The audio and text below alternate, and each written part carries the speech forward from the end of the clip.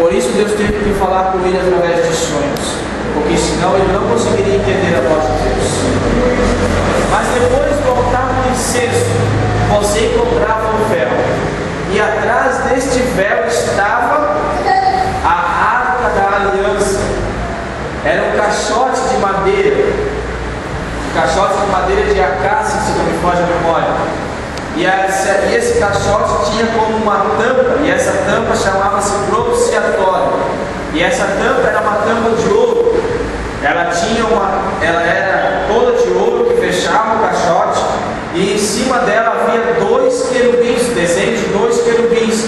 E os 2 querubins olhavam para a tampa, os 2 querubins olhavam para baixo. E a asa de um querubim tampava o rosto do outro. Os 2 querubins escondiam o seu rosto embaixo das suas asas. E debaixo daquela tampa, dentro daquele caixote de madeira, haviam três objetos: a vara de Arão, que havia florescido, sendo o primeiro sumo sacerdote. Havia também uma amostra do maná que caiu ao povo no deserto.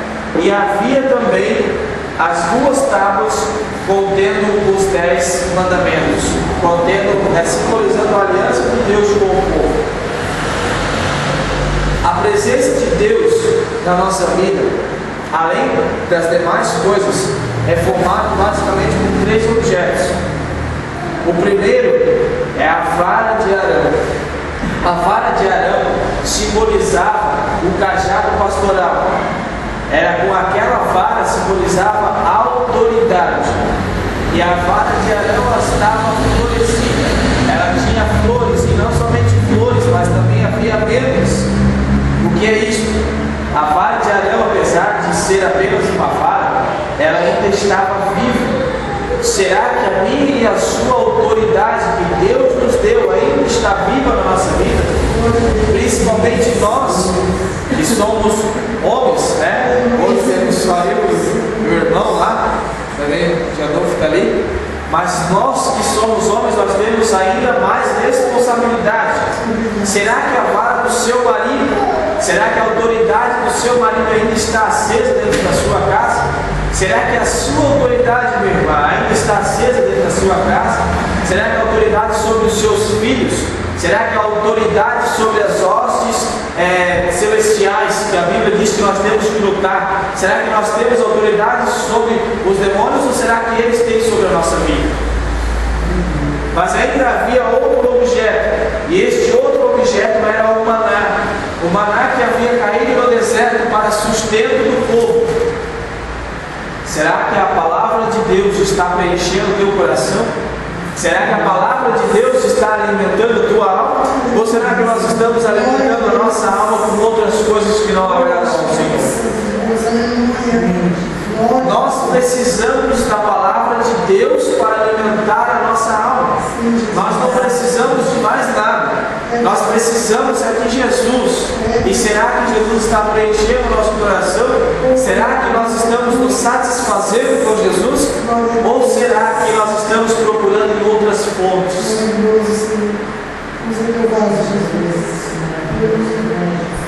Ainda havia um terceiro objeto dentro desta caixa. Dentro da Arca da Aliança havia um terceiro objeto. Além da vara e além do maná, havia também as 2 tábuas contendo os 10 mandamentos. 6 mandamentos era eu e Deus. 4 mandamentos era eu e o próximo.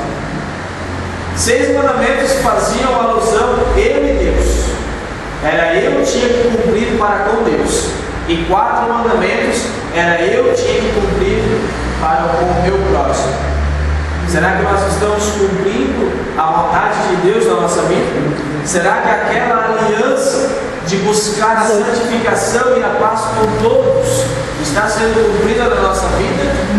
Será que nós estamos cumprindo o propósito de Deus? Porque quando nós entregamos a nossa vida ao Senhor Jesus, quando nós entregamos o nosso viver, quando nós depositamos tudo 100% aos pés do Senhor, nós fizemos com Ele uma aliança. E esta aliança, será que ainda está de pé? Ou será que esta aliança já foi desfeita? Será que esta tábua está ainda intacta dentro da tua vida, no teu coração? Ou será que algum deste mandamento você riscou porque você achou que era muito pesado?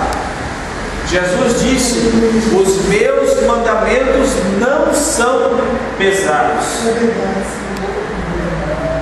Será que você achou que os mandamentos de Jesus eram muito pesados para a sua vida e começou a cortar alguns deles?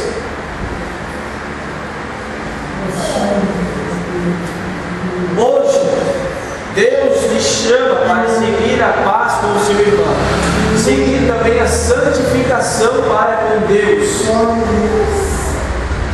E será que você passou? Reflita comigo agora.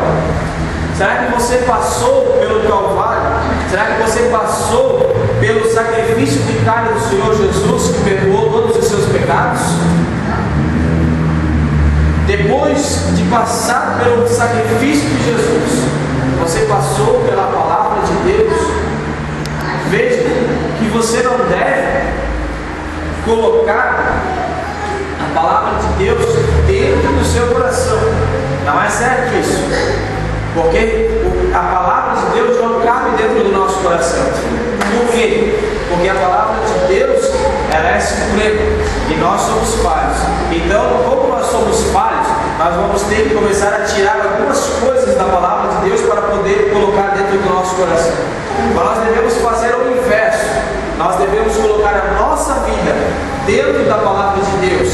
Por quê? Porque daí eu vou ter que tirar pedaços de mim para poder me encaixar dentro da palavra de Deus. O que é isso? Eu tenho que deixar algumas coisas que não agradam a Deus. Eu tenho que deixar algumas coisas que não estão agradando a Deus, para que a minha vida possa estar dentro da palavra dele, para que a minha vida possa estar segundo a sua vontade, segundo a sua perfeita e soberana vontade. Depois disso, será que você tem buscado o Espírito Santo de Deus na sua vida? Uma vez, eu dobrei os meus joelhos. Uma irmã na minha congregação lá em Nayal disse para mim: você tem que buscar a sua casa, você tem que buscar o seu carro, você tem que buscar isso, aquilo outro. E eu entrei dentro da igreja e eu dobrei os meus joelhos e eu comecei a dizer: Jesus, eu preciso de uma casa, Jesus, eu preciso de um carro. E quando eu comecei a falar estas palavras, o Espírito Santo de Deus bradou no meu coração e disse: primeiro, você deve buscar algo espiritual. Depois você vai buscar as coisas materiais. Imediatamente eu disse: Jesus, me perdoa. E eu comecei a buscar os dons espirituais. E eu comecei a buscar algo da parte de Deus. O culto se iniciou. Era culto dos jovens. E o jovem veio fazer a leitura oficial. E ele abre a sua Bíblia e lê: buscai primeiro o reino de Deus e a sua justiça, porque as demais coisas vos serão acrescentadas. E eu disse: Jesus, isso foi uma lição de vida para mim. Porque eu particularmente, não é querer ser mais que os outros, mas particularmente, para mim buscar algo daqui, algo terreno, é muito difícil. Eu me sinto envergonhado diante de Deus de pedir algo para mim mesmo. Eu prefiro muito mais buscar algo espiritual para a minha vida. E eu agradeço a Deus e espero ser sempre assim. E logo depois nós temos ali o pão. Você tem que se alimentar todos os dias, ou você acha que vindo uma vez por semana você vai ter o pão para a semana inteira? Você sabe o que acontece? Para um alimento ficar no seu estômago a semana inteira, ele precisa azedar no seu estômago. Ele precisa estar estragado no seu estômago. Ele precisa dar uma indigestão para que ele fique a semana inteira no seu estômago. Sabe o que é isso? Você vem na casa de Deus, você ouve a palavra de Deus, e daí você quer ficar a semana toda com aquela palavra. e aquela palavra começa a azedar dentro de você, e você começa a botar azedo. Você vai conversar com o irmão, você não pode ter paz com ele, porque você não tem algo de Deus novo naquela manhã para dizer para ele, mas você está rotando tudo passado aí, você está rotando a coisa de ontem, você está rotando coisa da semana passada, já fazem 15 dias que você não busca mais a Deus, e você está rotando aquilo. Aí ninguém pode conversar com você porque você tem mau hálito, ninguém pode conversar com você porque aquele mau cheiro exala dentro de você. Aí você fica se perguntando: por que eu não consigo ter paz com o meu irmão? Por que eu estou semeando contenda dentro da casa de Deus? É muito simples, você não tem buscado todos os dias, e para que a palavra de Deus fique dentro de você, ela precisa azedar. E não é bom que a palavra de Deus acede. Quando os judeus estavam no deserto, quando os israelitas estavam no deserto, e eles estavam ali peregrinando, eles pediram pão, e Deus envia o maná. E Deus diz: Moisés diz para o povo que eles peguem somente a porção diária, Moisés. Eles não podem pegar mais do que a porção diária. Eles precisam pegar somente o de hoje, exceto na sexta-feira. Na sexta-feira eles vão pegar para a sexta-feira e para o sábado, porque no sábado não vai cair maná, Moisés. E Moisés passa isto para o povo. Mas sabe que existem aqueles que são um pouco preguiçosos? Existiam aqueles que estavam preguiçosos, eles acharam: eu não vou levantar todo dia.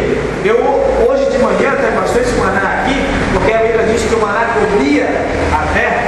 Então tem bastante maná, eu vou pegar para hoje e para amanhã, tem bastante aqui. Mas o vizinho dele disse: olha, sabe de uma coisa? Hoje tem maná, mas eu não sei se amanhã vai cair maná. Então o que eu vou fazer? Eu vou pegar a porção de hoje para mim e para minha família, e a porção para amanhã, porque vai que amanhã não cai maná.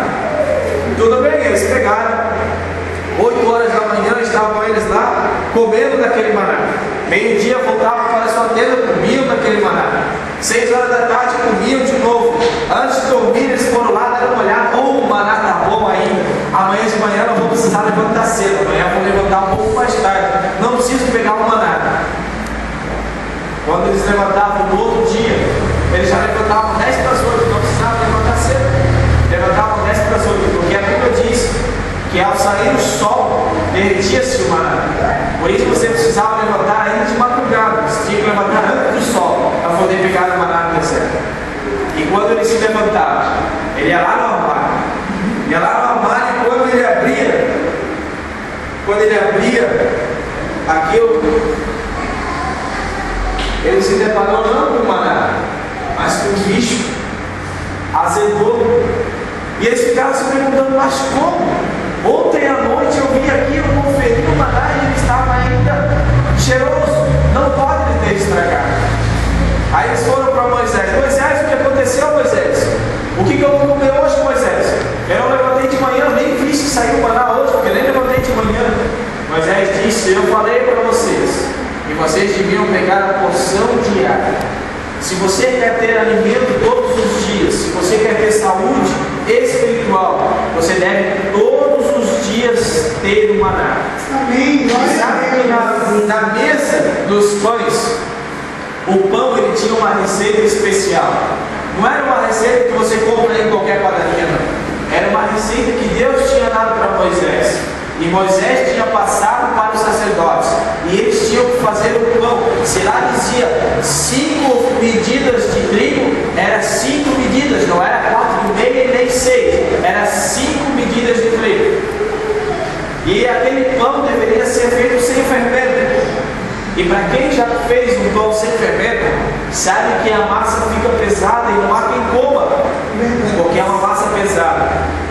Mas aquele pão, ele tinha os ingredientes especiais, porque ele era sem fermento, então para você poder comer, ele tinha um gosto doce. E quando o sacerdote pegava o pão de manhã, ele pegava o pão de ontem para comer e botava o pão novo, ele comia o pão. E quando ele dava a primeira mordida, aquele pão tinha sabor de mel. Coisa boa, aquele pão gostoso, aquele pão docinho. Mas quando ele